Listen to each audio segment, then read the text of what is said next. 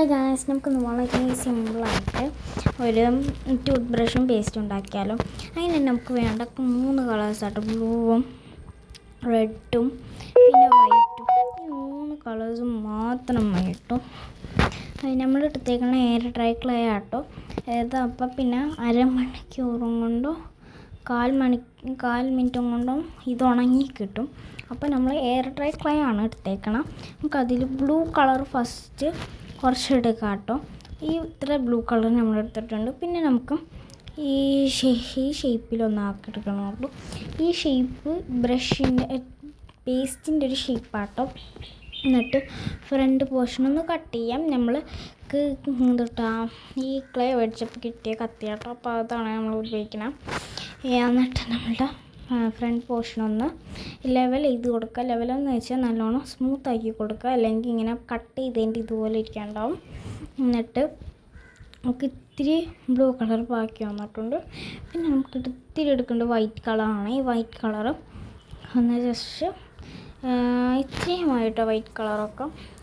ഇനി വളരെ സിമ്പിളാണ്. ഈ വൈറ്റ് കളർ ഉരുട്ടിയിട്ട് ലെവൽ ചെയ്ത് കൊടുക്കണം കേട്ടോ. ലെവൽ ചെയ്ത് കൊടുക്കണം കേട്ടോ.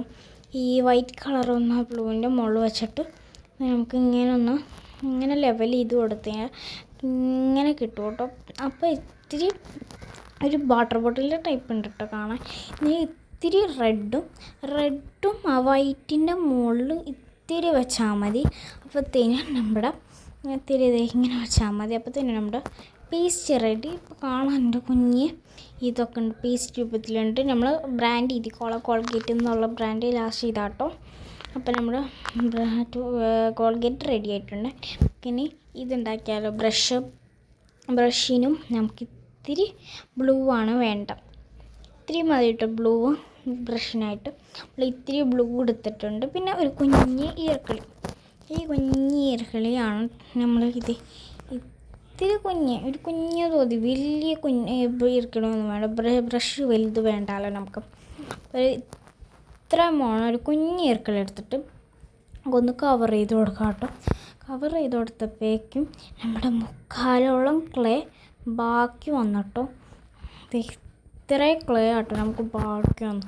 ആ ഇത്തിരി മതിയില്ല, നമ്മൾ ഇത്തിരി കൂട്ടിയെടുത്താൽ ബാക്കി നമുക്ക് അതിൽ തന്നെ ഇട്ട് കൊടുത്തു.